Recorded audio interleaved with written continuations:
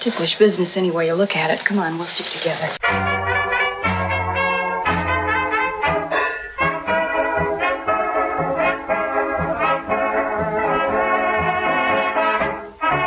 It's Ticklish Business, the podcast devoted to honoring and deconstructing the world of classic cinema. As always, I'm your host, Kristen Lopez. Andrea Clark. And I'm Samantha Ellis. This week, we are transitioning from the spooky to the shadowy with our top 3 Thirsty Noir-vember picks. Now, ordinarily, when we talk about classic cinema, we talk about noirs for Noir-vember, but Samantha Ellis, back in January, was really, really hyped to do an episode that she dubbed Thirsty Noir-vember. So I'm going to let Sam explain the creation of this episode and why she wanted to talk about it. So, Sam, what does Thirsty Noir-vember mean to you?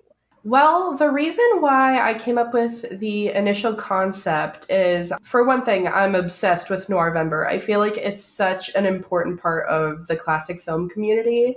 It's a time where everyone really comes together to celebrate this awesome genre. The reason why I came up with Thirsty Noir-vember specifically is I noticed that each of us have one old Hollywood actor that we stan. With me, it's, of course, Tyrone Power. Kristen has John Garfield. Andrea has Gregory Peck. I noticed that each of them, at some point in their career, dabbled in noir. Some more than others. When I really thought about it, and when you take a step back, all of noir is pretty thirsty, and that's something to celebrate.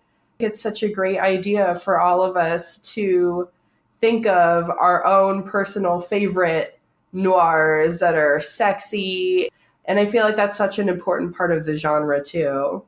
Noirs are really a weird genre because I feel like you can overload on them very quickly, mostly because they do have a very rigid structure in terms of how A goes to B goes to C. Unless it's Noir-vember, I really don't watch as many as I think I would compared to musicals or just standard dramas. When you suggested the idea of Thirsty Noir-vember, it made sense because so much of noir is wrapped up in the sexual without really noticing it. Most of these stories center around the nature of infidelity, which is in the world of film when heroes and villains have to be clearly delineated and the bad guys always have to get punished. The idea of this marital sexiness automatically becomes this ultimate taboo if you're watching this in the 30s, 40s, and 50s. And because of that, you get a lot of the production code workarounds. I have a couple honorable mentions on here that are best known for the things they couldn't get away with in terms of sexuality that are just a lot of fun. I gotta give Sam credit for suggesting this because people forget that what makes noir such a fun genre isn't necessarily the murder and the mayhem, but the sexiness, that whole concept of the forbidden fruit, doing something you're not supposed to do, and loving the murderer, the bad guy, because of it. Drea, what does Thirsty Noir-vember mean to you? It's such a specific kind of passion that's exhibited in noir. It's very heightened. You have this great introduction of femme fatale archetypes of women who are evil in ways that they weren't necessarily permitted to be in earlier film, and it's sexually charged. A lot of it is this concept of the forbidden fruit or people who are lying. It's separate. Most love stories or romances in film, even now, it's historically much more of a vulnerable, or even if it's passionate, it's Shakespearean obstacles. Two houses can never meet. Not the fact that these people are duplicitous and they all have hidden backgrounds, and most of them have at least 2 other identities. There's built-in role play. There's the idea that no one can trust each other, but they are all in lust all the time. Doesn't matter how run down the men are, and most of them are pretty run down, they are still in heat. And I have to appreciate that as a genre. We're doing our top 3 thirsty noirs, the movies that induce the sweat and the thirst and the lustiness. Is that all the criteria we generally had? Did we try to class it up just a little bit? I just went with who's hot. Maybe you two had more sophisticated criteria for your lists. It's hard to be sophisticated when our theme is thirsty, but I was definitely looking for, in mind, the idea of either connections or they talk about chemistry in film, regardless of genre, is so important and so nebulous.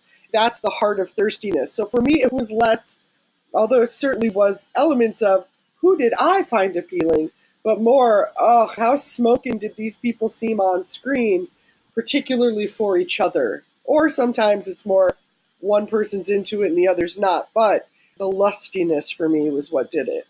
Just putting it out there, my main question is, do I want to see these actors or these characters bone? But I guess that's just the crude way of putting what you guys both just said. That was perfect. That is going to be the button that when we make a Thirsty November button, it's just going to be, do we want to see these two people bone? So we're going to start with our number 3s. I'm going to let Sam go first, as she is the creator of this episode. So Sam, what's your number 3 Thirsty Noir? My number 3 is actually an out of left field choice. I have to go with my pretty much all-time favorite noir, which would be Dead Reckoning from 1947. I don't see the connection. Well, nobody can without opening the back of your car. The back? The trunk compartment. Louis Ord's body's back there. Can't I wait for you down the road? How so? This is Operation Solo. I want you hurt. Either I get that Chandler gun or the slow broiler for you, even if we all cook. Of all of these choices, something that we obviously think about is the attractiveness of the two leads. I'm one of the minority that thinks that Humphrey Bogart is sexy as hell. It's really fascinating to see him paired here with Elizabeth Scott, of all people, because she's so similar, yet obviously so different from Lauren Bacall. So when you're going into this movie, it's already automatically in your mind like you're watching Bogey and Liz having a love affair right in front of you. What makes it so convincing to me, in addition to that, is the dialogue. It's really flowery and romantic. I adore the dialogue of this film, I just want to say. But no matter what they're saying, the grit of their personas and the really heavy subject matter cranks the heat up to an 11. When they hold each other and when they say these lines, even though the characters aren't sure whether they should trust each other for most of the movie, almost in the same sort of vein as Drea mentioned, you're literally watching Bogey mess around with the girlfriend of his dead best friend while he's trying to solve his murder. You still want to see Rip and Coral's intimacy whenever they're on screen together. It's not an obvious choice when it comes to sexy noirs, but it's something that's always there for me when I think of sexy noirs. I have to chime in with, it's funny that, especially a contemporary viewpoint, think that because Humphrey Bogart is not traditionally handsome, he's slight, he has a much more interesting character actor face than a leading man. That said, his innate sexiness is why he was a movie star. Even when he's grizzled, there's something about him that, as a woman, I could say women respond to. So I both agree with Sam, but also it's funny, the idea of not everyone thinks he's a sex symbol, but he clearly was lighting fires for all of his days, or he wouldn't have been cast in about 50% of the roles he was cast in. My personal appeal to Bogey is largely the characters he played. His on-screen persona is so much deeper than people realize, or at least men realize. Not only did he play these tough guys, he always had that sense of pining for his leading ladies, that sense of care for them, especially with Lauren Bacall. He always was looking out for the girl in a movie like Casablanca, of course, doing the right thing for the girl. Since he was that tough guy with that heart of gold, I find that so sexy. Okay, well, this lady is not on the bogey train. Just gonna let you guys be the conductor. Bogart's a completely wonderful actor. Don't go beyond that for me. Stay off the train. There's more for the rest of us. Kristen. Why does that sound dirty? Oh my gosh. So true. I'm gonna let Drea go next. Drea, what is your number 3? Well, my number 3, I know, is your number 2, so I won't get into it in detail because we'll talk about it when you do. I had Out of the Past, the 1947 film that had so many heavy hitters in it. Robert Mitchum is the epitome of sexy noir. He's really been through the ringer, but isn't he still a righteous babe? And Jane Greer is fantastic in this. Kirk Douglas. It's got so many tricks and turns of the narrative. You get to see them lusting and being lied to. So I'm going to go into my number 3, which if I could have titled this Thirsty John Garfield Noirvember, I would have, but unfortunately I only had 2. I know there are 3, but I didn't remember a third one well enough that I wanted to include it on here. So regardless, y'all are getting 2. My number 3 is, of course, Out of the Fog from 1941. Who would have thought on a pier in the middle of winter, a girl like you? How do you know what kind of girl I am? Oh, I can tell. There's a look in your eye. It sticks out all over you. Stella, dear, for the last time, I beg you, don't go away with him. Pop, it's just no use. I guess you must love him very much. When he talks, I feel like I'm burning. When he takes my arm as we go past a cop in the street, I know that someday that cop might shoot him. He knows it, too, and even so he laughs. And then I get hot and cold all over and I feel like yelling. Everybody's rolling their eyes right now because I've talked about this movie to death, and I don't care because it's amazing. It's directed by Anatole Litvak, not one of the more well-known noir directors. Really, Out of the Fog feels like it doesn't want to be a noir. It feels more like it wants to be a moralistic crime drama, but it literally takes place on the docks with a constant swirl of fog around it. It's in the title, so I'm counting it as a noir. Out of the Fog tells the story of 2 men, played by Thomas Mitchell and John Quaylen. They are local fishermen who dream of buying a boat so that they can go out on the open ocean and not have to deal with their fact that poor Olaf, who is the John Quaylen character, is being sexually harassed by his boss, or that Thomas Mitchell's character Jonah is stuck at home with a shrewish wife who's always ill, played by Eileen McMahon. They just want to be out on the sea with each other. It's a little homoerotic. It wouldn't be an episode with me if it didn't talk about John Garfield and homoeroticism.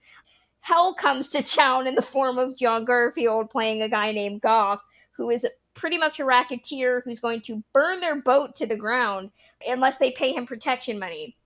They decide that they're going to, but at the same time, John Garfield's character, because he's John Garfield, is also like, you know what, I'm going to mind screw with everybody in this movie. And so he starts taking up with Jonah's daughter, Stella, played by Ida Lupino, who really wants to leave her podunk little fishing town behind. She doesn't want to marry Eddie Albert or work at the phone company anymore. She wants to go to Cuba with John Garfield, damn it.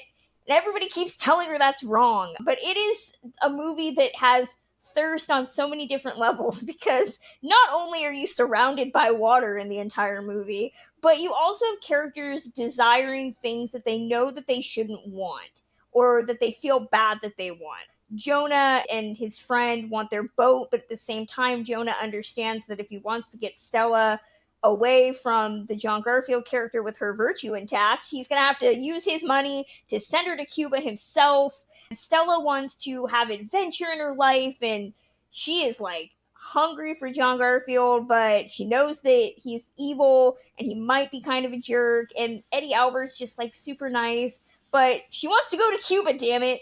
And it's just a movie about want. People want things. It's a great movie. You should go watch it. Preferably with my commentary of me yelling about Cuba for an hour and 40 minutes. So that's my number 3. People do want things, Kristen. You're not wrong. People do want things, yes. That's such a huge driving force of noir. I just also want to throw out there. I've kind of realized that now. You've definitely sold me on this film.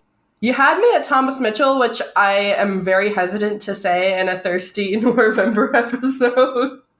That just sounds amazing. I'm here for it. We're going to go back to Sam for her number 2. Like Drea, I also have one of my picks in common with Kristen. Kristen seems to be the one to know about the Thirsty Noirs. I do. I try. But my number 2 choice is The Postman Always Rings Twice from 1946. I don't know whose defense. In somebody's defense, probably my own defense, I knew that Kristen was going to pick this pretty much, but I can't lie to myself and say that this is not basically the sexiest noir that there is. I have a lot of thoughts on it, but I'm going to wait until Kristen really discusses it in detail. Spoilers. Drea, what's your number 2? My number 2 stars my number 1. So you know it is Spellbound, Hitchcock's 1945 film with my eternal boyfriend Gregory Peck and Ingrid Bergman. Don't forget this man. He has plenty to do with the terrifying mystery that causes this glamorous woman to risk her life and reputation in a reckless experiment. A woman who, because of her consuming love for this man, gambles everything to unlock the fearful secret in his heart. What insidious meaning did he read into the markings on a tablecloth?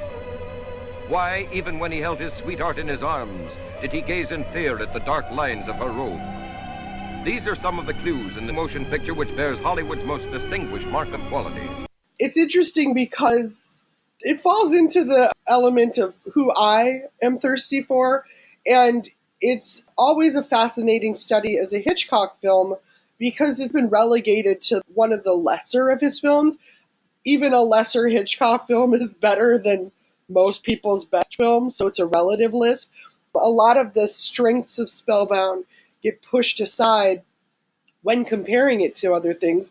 And one of those strengths for me and why I really liked it in revisiting these noirs and especially in creating this list of looking at a lot in this genre and staring specifically at their relationship, typically, at least on the surface, all female-male relationships, the imbalance that's cooked into this genre starts to become glaring the more and more you watch. The women are generally given power only because they're duplicitous. Spellbound I like because it is the rare, and actually I don't know if I can think of another example, where instead of having a male detective or writer or whatever stand-in for detective, a man who is unraveling the threads of some sort of mystery and finding himself in this crime element, but he's the one puzzling it out.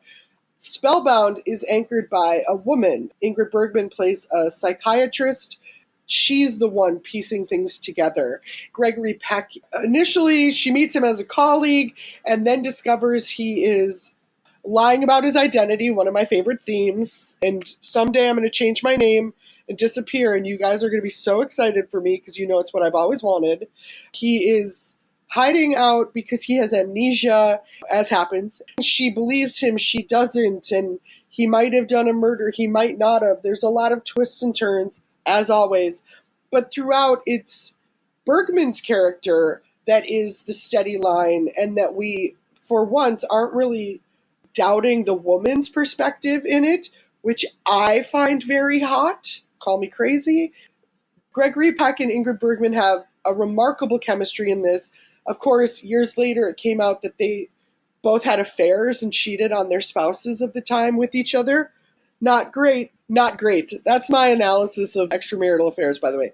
Their chemistry and the heat of their connection comes across on the screen. So all of that combined, the idea of a woman driving this narrative and being our anchor for things, and then a man who is allowed a certain element of vulnerability because of his amnesiatic state.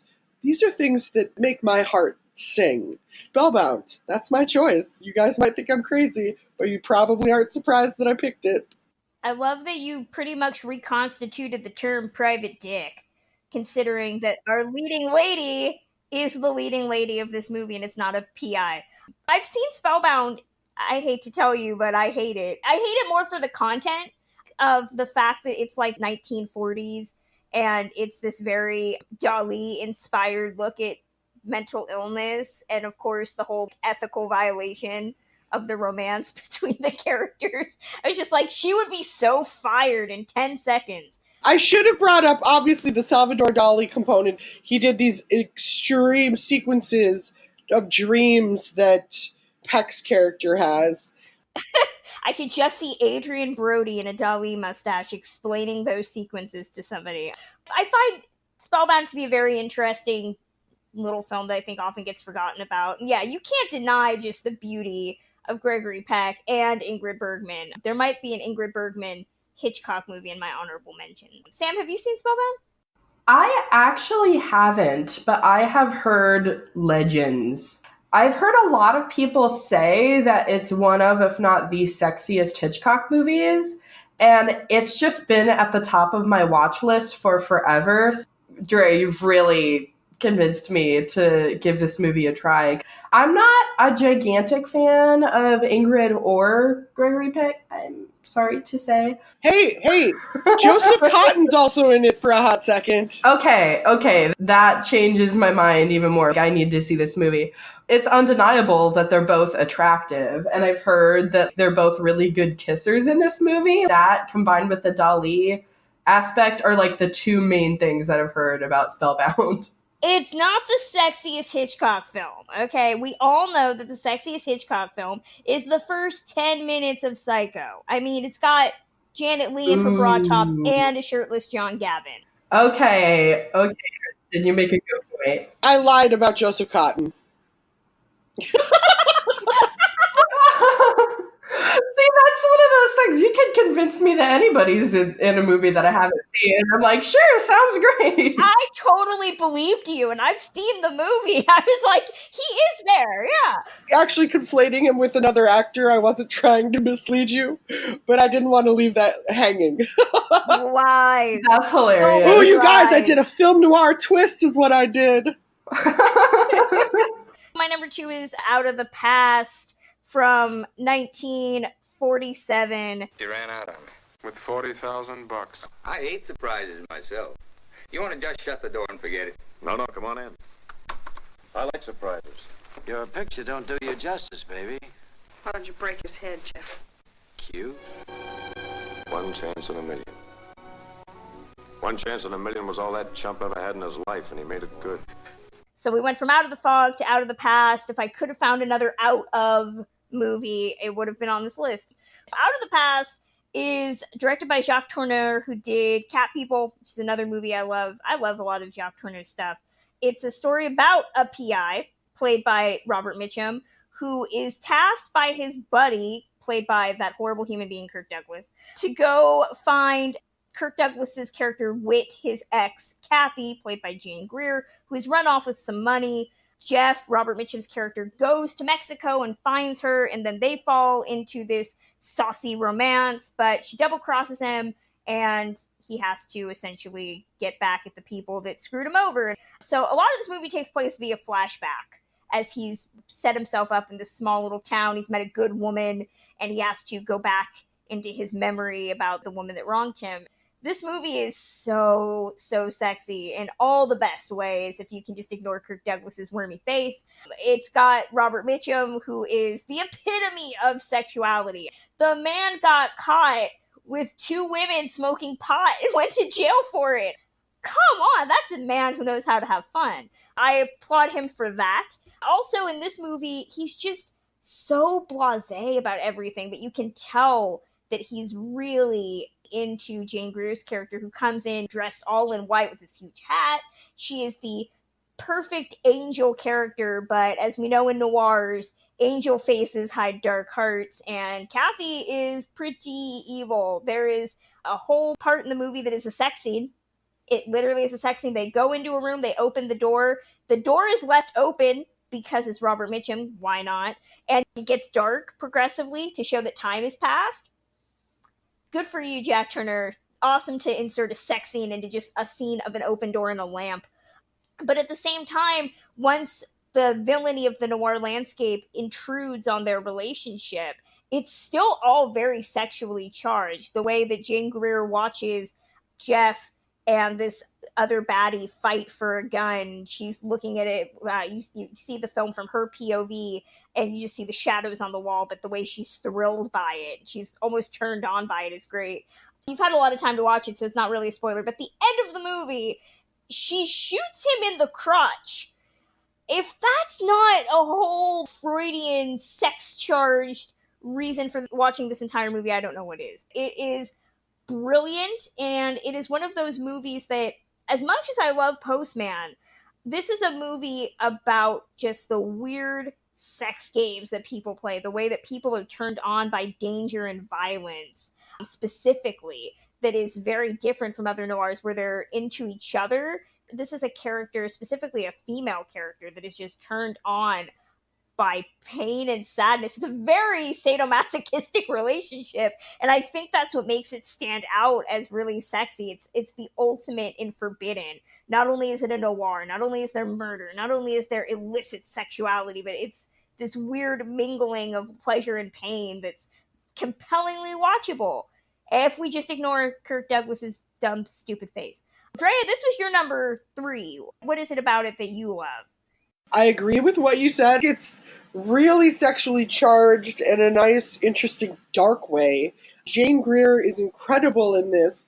With noir, there's this need, particularly for women, to embody a sexiness, a very obvious physical sexiness, but they also have to have moments where they give sweetness and vulnerability and toughness and shrewdness, and she hits so many layers in this.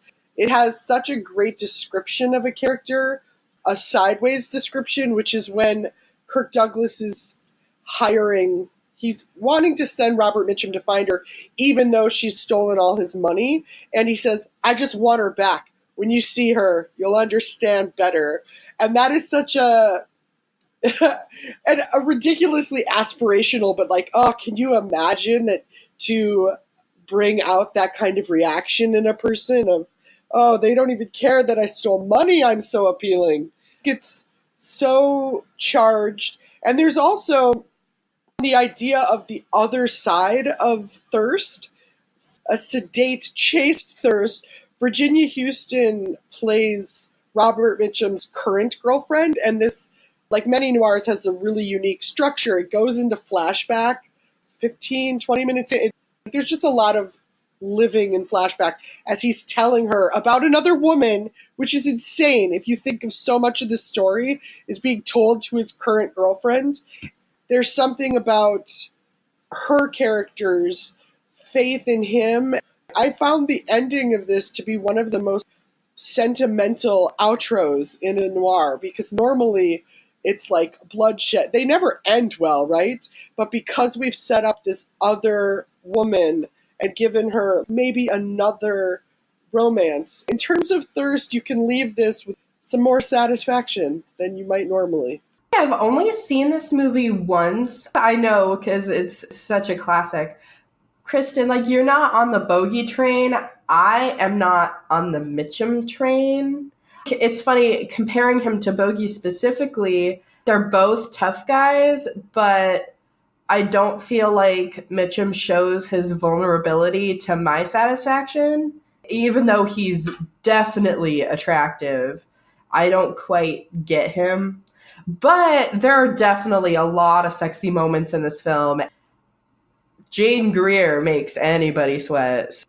To go back to what Drea was saying, watching classic film is very odd because it is probably something that we're having to untrain our brains to now with the passage of time. But Out of the Past is a really good example of the way the movie tries to make male obsession for a woman hot, because Jane Greer holds all the cards. Kathy, as a character, is the woman pretty much in the corner making these men act like fools, which is great. But at the same time, there is just something so immediately compelling by how these men are just utterly driven to want her back because they know nothing else. It's this weird catch-22 of classic films, the whole concept of they make possession by a man look good, but I know it's terrible. And that's how I feel about Out of the Past, is that you do notice that she has a lot of power, but at the same time, she's really laid these guys low. They literally have nothing to do with their day other than to just think about her. And it's this weird twist on obsession that I don't think a lot of other movies do as well, and that has been co-opted and changed into something really dangerous and not sexy in any way, shape, or form. But Out of the Past does it. And to go to what Sam was saying about Mitchum, it's interesting you don't see him as vulnerable. I think in certain movies he does have that ability where he's showing that it's a facade. But when it comes to Out of the Past specifically, he's a guy that thinks that he knows women and he's not going to get snookered by them at all. And then Jane Greer walks in, he's just like, yep, all of my thoughts just go straight out the window. And maybe that's the point, is the script is saying that men don't really think with their heads when there's a woman that's smarter than them. What irritates him more than the Kirk Douglas character is that he has let his guard down and that he's been taken advantage of in a way that he didn't want. It's a really weird contrast of masculinity in the movie. That's true. I feel like he most convincingly shows me that he can be vulnerable in a movie like Holiday Affair. That's such a great movie. It is. He definitely has the ability, but I feel like screenwriters, largely the male audience at the time, didn't really care about that. For that reason, he doesn't come across as especially vulnerable to me, even if his character is. He just doesn't convince me that he is. I don't know. Maybe I'm being hypocritical because I like Bogey more in general anyway. I like him, though. I just don't love him. Drea, what is your number one? My number one is the best one. Not that this is a competition, you guys, but I feel pretty good about my number one. Mine is from 1950, In a Lonely Place. With or without his wife or tailing me, I've been looking for someone for a long time. I didn't know her name or where she lived. I'd never seen her before. And a girl was killed, and because of that, I found what I was looking for. First, you have to have enough imagination to visualize the crime. You're driving up the canyon. You put your right arm around her neck. You get to a lonely place in the road, and you begin to squeeze. You're an ex-GI, you know judo, you know how to kill a person. Go ahead, brub. Squeeze hard. With Kristen's favorite sex symbol, Humphrey Bogart. We've covered it, it's true. Thank you, Sam. In a Lonely Place, it's a Nicholas Ray film, and it stars his wife, and I'll get to that, Gloria Graham, who I think has some truly combustible chemistry with Humphrey Bogart. This film is a lesson for filmmakers, for anyone, understanding the power of eye contact. There's something about Gloria and Bogey's characters, how they look at each other throughout, how they look at each other up close, how they look at each other through windows from far away. There's something about it. It is tangible, regardless of the other people around. It's so hot and smoky.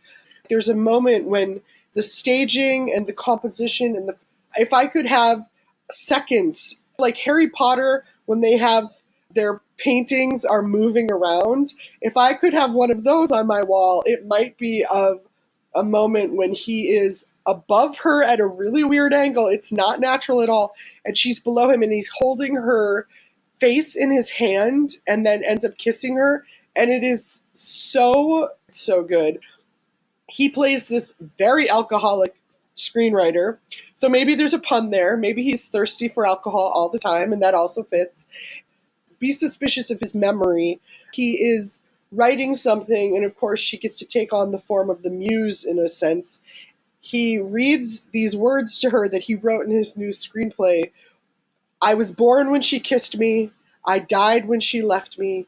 I lived a few weeks while she loved me. If a character said that in a movie as an actual line of dialogue, I'd probably roll my eyes. It gets excused here because it's a line he's written, and it's so good. There's so much throughout, and the trustworthiness and the not trustworthiness, it's all there. But I do think the two of them is just impeccable. Similar to Spellbound and the affair there, In a Lonely Place has a heightened reality of out of control emotions, shall we say, in that this is the film where Gloria was found in bed with her husband, the director's son, who was 13 or 14 at the time. As I'll say with extramarital affairs, not great, not a great look. Gloria Graham was really putting out a lot of energy. In a Lonely Place is such a great movie overall. The smokiness between them is irrefutable to me. I love that choice. That really is such a good number one.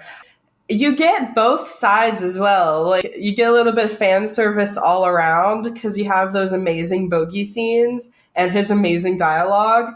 And then you also have that massage scene with Gloria Graham that's so sexy and so tense. Yep. That's the scene right there. I'd make another Harry Potter painting out of that, but then my home would start to look pretty pervy. And I would say, speaking of pervy, to be an equal opportunity, because we don't just want to malign women who did bad things, but Nicholas Ray, 4 years later, would also have an affair with a 16-year-old Natalie Wood while making Rebel Without a Cause. So, does not make what Gloria Graham did any better or worse. It just proves that they're both scumbags. Thank you. A good point. Here for scumbags all around. Sam, what is your number one? It's a given that I list at least one Thai movie as my number one, but I was really torn about which of the two noir films that he made to include because they're so different from each other. Neither of them really make a convincing argument on their own that it really qualifies for Thirsty Noirvember, but I have to go with both for different reasons. Both Johnny Apollo from 1940 and Nightmare Alley from 1947. On one hand, you've got Johnny Apollo, which is the first and the most traditional noir that Thai made. He stars as the son of an imprisoned embezzler. At first, he resents his father, but eventually he realizes as he grows up that he was right all along, and he makes it his goal to free his dad, but eventually he becomes a criminal himself in his attempt.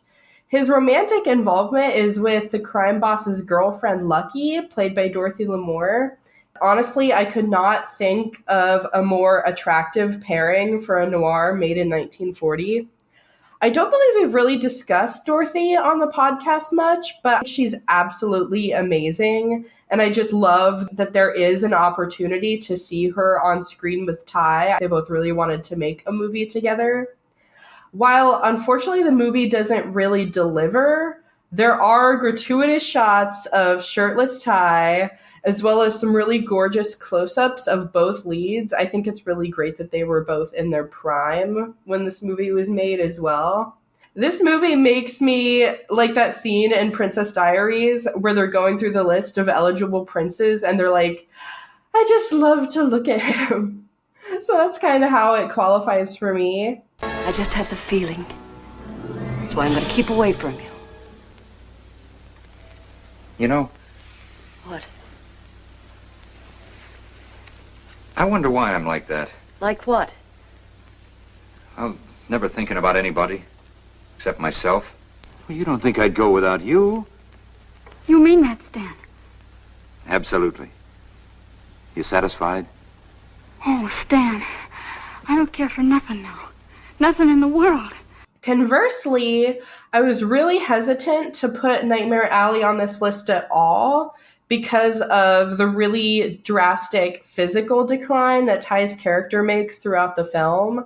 But at the end of the day, this one probably is more convincing as a thirsty noir because Ty is such a predatory character as he pursues not only his own ambitions, but also not one, but three female leads. And he absolutely uses his charm and his sexual allure to get what he wants from all three of them, which is really captivating and fascinating to watch. I love him opposite Colleen Gray the most. I love that scene of her with the electricity, wearing that revealing costume. It's the perfect metaphor for how electrically charged and tense this movie is as a whole, as well as how Ty makes me feel. I wish going into how much Ty loved making that movie and how invested he got in the part had any relevancy here, but it doesn't. But it's still a sexy film anyway. And there are shirtless Ty scenes in this movie too. Shirtless Ty scenes. What it all comes down to. I'm just kidding. Absolutely. You put in a good case for those, and I have to give you any kind of credit that we said we would do a top 3 list, and you were like, of course. My number 1 are these 2 films starring my boyfriend. I had to. I get it. You had to. It's like 2 halves, basically, because they don't really singularly qualify. So I had to throw out my points on both of them. But the more I talk about it, the more I think Nightmare Alley probably should be my number 1. Because Johnny Apollo is just not a quality film. The only thing I have to... Not being able to choose between 2 loves is a very noir trait. So I think you're fine. Just lean into it. Good point. Thank you, Trina. Remember that we will do Nightmare Alley when Bradley Cooper's version comes out, so that I can hear you internally scream as we talk about it. Okay, well, if we're going to get into this, I still would not mind Leonardo DiCaprio. I would be okay with that, but I'm not okay with Bradley Cooper. Well, Bradley Cooper's what you're getting. No. Moving on to my number 1, a movie that they did actually remake in 1981, and I have not seen the remake because you do not just get to go from making a John Garfield movie to making a Jack Nicholson movie. I'm sorry. If there's one man I don't get more than Humphrey Bogart for sex appeal, it's Jack Nicholson. I'm sorry. I don't get it. I've never gotten it. I'm never going to get it, and I've met Jack Nicholson. I'm doing The Postman Always Rings Twice. There's one thing we could do that would fix everything for us. What? Pray for something to happen to Nick? Something like that. Cora. Well, you suggested it yourself once, didn't you? I was only joking. Were you? Yes, I was. Or had you started to think about it a little? Maybe I said it, but I didn't really mean it. Well, I say it again now, and I do mean it. Frank, listen to me. I'm not what you think I am. I've made a big mistake in my life, and I've got to be this way just once to fix it. They hang you for a thing like that. Oh, but not if you do it right. And you're smart, Frank. You'll think of a way. Plenty of men have. He never did any harm to me. But, darling, can't you see how happy you and I would be together here without him? From 1946, I seem to stay in the same time frame. We've talked about Postman. We did a whole episode, so I'm not going to belabor the plot too much, but suffice it to say, John Garfield plays a lovable drifter in the days when you could be a drifter and not believe that somebody was going to end up murdered in their sleep, who ends up stopping in at a sleepy roadside diner and falling in love with the boss's wife, Cora, played by Lana Turner. Murder and mayhem and dead cats ensue, and that's not a metaphor, but it is a metaphor, but it's also something that actually happens in the movie. We talked about this during the episode, so I'm not going to bring up too much about it, but when Sam brought up the concept of thirsty Noirvember, this was the movie that I thought of. Even though it's not one of my favorite noirs, it's a movie that I think conjures up sex. Characters sweat throughout the entire movie. That is how intense the emotion and the sexuality is. And it helps that you have 2 of the most beautiful people at that time who just ooze sexuality, Lana Turner and John Garfield. It probably helped that they also had slept together. That also colored things a bit. You watch this movie and there is just so much passion between the 2 of them. Everybody's at the beach, so there's a lot of 1940s bathing suits, which I'm not going to complain about any time John Garfield was in a 1940s bathing suit. There's just so much subtext, roaring waves, water everywhere. Everything is a metaphor for sex, and it is amazing. And even poor Cecil Kellaway, who plays Lana Turner's husband. It's a movie about sexuality, and he's the one guy that isn't necessarily a sexual figure in the movie. And in fact, I think we brought this up in the episode. We question whether he's intentionally pushing Frank and Cora together because he's just not into that aspect. I don't know. It is just so much soapiness and salaciousness, and John Garfield is just like firing on all cylinders. Pretty sure I mentioned it in an episode, but there's a couple moments in the movie that I'm fairly certain were just shtick on his part, things that he did with women that he's just ingrained in his brain. But if you watch in the movie, the first moment that he meets Cora and he's got the lipstick in his hand and she puts her arm out to him hand it to her and he pulls it towards him. He does that in other movies, and I'm pretty sure that he did that in reality. I love it. Even though it's not my favorite John Garfield movie, it is still the sexiest of noirs that I can think of. I had a whole mental thing in my head, why this was my number 2 choice, why this is, and I'm speaking objectively, the sexiest movie in noir. But you just hit the nail right on the head with it.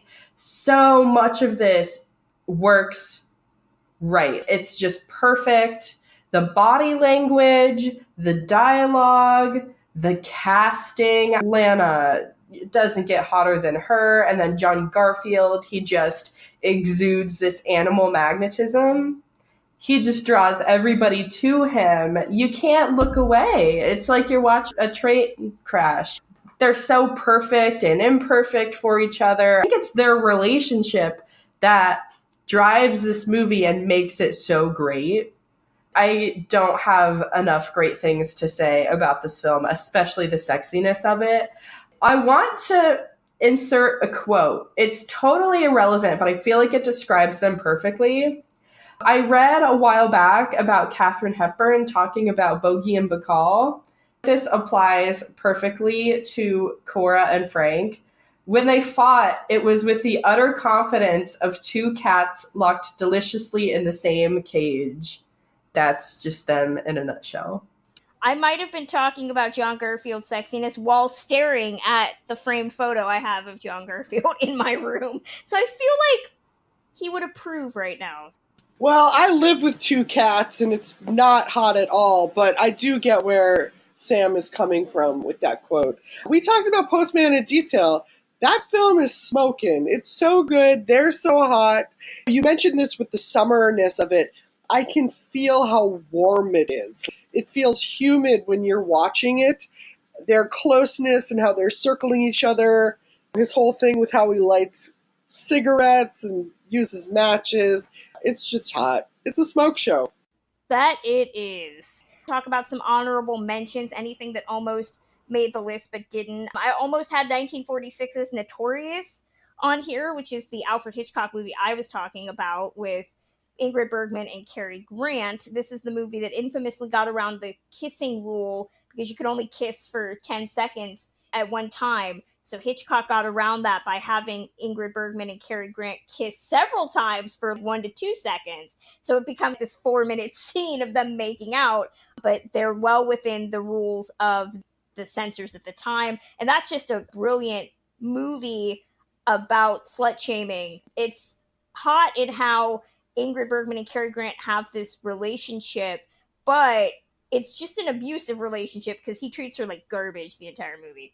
I also was going to include a pair of Monty Clift movies that I was not sure if they were considered noir, but I Googled them, and it turns out that people consider them that way. I was going to include A Place in the Sun and The Heiress, 2 very different movies, but they show Monty Clift at the height of his powers being able to drive women crazy, whether it's poor Olivia de Havilland as the dour heiress, he sees her as just a meal ticket, or whether he's torn between poor Shelley Winters and Liz Taylor, which that's not a competition, but the movie really tries hard. Shelley might stand a shot. She doesn't. So those are my honorable mentions. Sam, what about you? I definitely have 2 in mind. First, I want to say, as soon as you said Montgomery Clift, I knew you're talking about A Place in the Sun. That movie is so hot. My main 2 honorable mentions, Objectively, as far as a sexual noir, definitely Gilda. I'm personally not attracted to Glenn Ford, but I am attracted to Rita Hayworth, and they are just sizzling on screen in that movie. It's the epitome of sexual tension. You don't know whether they love each other or they hate each other. It makes you feel like they're having sex through the whole movie, but you never even really see the shades being drawn or anything like that. But it's still so intimate and so sexual, and you really feel their chemistry. As far as my other choice, this is more subjective. I would definitely say Laura. I've never wanted two characters to get together more than Mark and Laura. They're just so great together. The dialogue is perfect. It's exactly what I was talking about earlier, where you have the tough guy that really shows his vulnerability and would do absolutely anything for his leading lady. That applies here so well. You see how she tears him up inside. Eventually, in the second act, how she warms up to him. It's just so amazing to watch. I love them together, and I think that movie has a lot of chemistry as well. Drea, honorable mentions? I was going to say Postman before I knew your list, so I'm glad you said that. And that only was an honorable mention because I didn't want to put it on my list since we'd already talked about it. It's a worthy contender. My other one that I'd been wondering about was Crisscross from 1949, which to me is a standout entirely because of Yvonne DiCarlo. She's so incredible in that. She's an interesting talent, and I would have liked to have seen even more stuff with her because this was made after The Killers and it's Burt Lancaster. So having it not be Ava Gardner was already interesting. If you see that filmography in order, there's just a lot of layers to Yvonne DiCarlo, and there's some really standout moments. She's an abused wife. Of course, it's got the beautiful clothes of a lot of these films. This one's no different, but she lowers her short jacket to show him her bruises, which does not sound like something that should be sexy because horrible. Oh my God, I'm really bringing up a lot of bad stuff today. But anyway, she's wonderful in it, and the two of them have interesting chemistry. His obsession with her gives it a lot of teeth. Crisscross. I got two more. Can I throw out two more? Sure. I had two that I kept reminding myself that I really, really wanted to bring up, and I completely forgot them, which shows you how memorable they are. I do also want to make an argument, if we're talking about are they noirs or are they crime dramas, for the 1960 film Private Property. If you can find a copy, definitely go watch it, because it is this gritty, low-budget, smutty story about, again, two drifters, because that's what it's all about, played by Warren Oates and Corey Allen. Corey Allen, I think, is gorgeous. If you've seen Rebel Without a Cause, he played the dickish boyfriend of Natalie Wood that dies. And I'm always watching Rebel Without a Cause saying, James Dean's great, but Corey Allen. They decide to essentially take over a house next door to a beautiful woman, and the goal is to get the other drifter, played by Warren Oates, laid by any means necessary. It's almost like the low-budget companion to Postman, if Postman had no money. Really worthwhile. And I also wanted to throw out, I forgot about it too, Phantom Lady. If you've not seen Phantom Lady, go watch it. Actually, go watch all of Ella Raines' noirs if you can find them. This is from 1944, and Ella Raines plays a secretary who's friend-zoned by her boss, who's played by Franchot Tone. She could do so much better. He murders his wife, supposedly, and she knows that he didn't do it. So she's going to go undercover to try to solve the mystery by herself. And the only reason I bring it up is there is a whole extended sequence where she's seducing Elisha Cook Jr., who's a drummer. She's sitting in the front row, gyrating, and he's playing the drum. It's obviously supposed to be a sex scene, and he's like sweating, banging on the drums, and she's like writhing around in the seat. It is worth the price of admission. We also got a couple listener comments who wanted to share their thirstiest noirs. The first one comes from Ralph Thompson Jr. at Some Random Old Dude. I really applaud your handle. Who said, Out of the Past with Jane Greer. Terrence Towles Canote at Mercury80 said, That is a tough one. I can only say it's a tie between Out of the Past and The Postman Always Rings Twice. Mary M. Schweitzer at DocMary75 said, I would watch anything with John Garfield in it. A woman after my own heart. And Patricia Nolan Hall at Caftan Woman said, The big combo. The obsession is intense.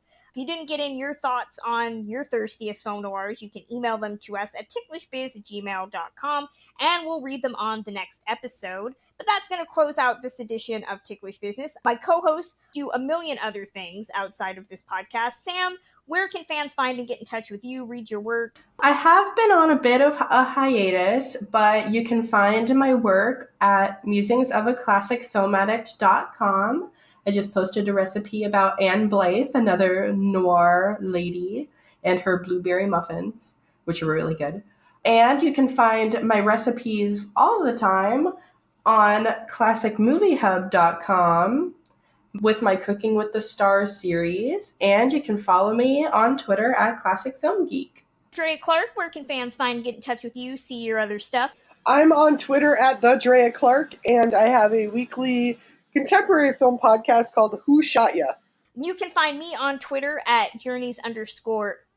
And remember, if you want to buy any of the movies that we've brought up, they will be on our Amazon shop. If you buy your stuff through Amazon through our list, a couple dollars of that gets kicked back over to the podcast. That's at amazon.com/shop/Journeys_film. And if you want to read my thoughts on classic film, they don't always come out in a timely fashion, but they are over at journeysinclassicfilm.com.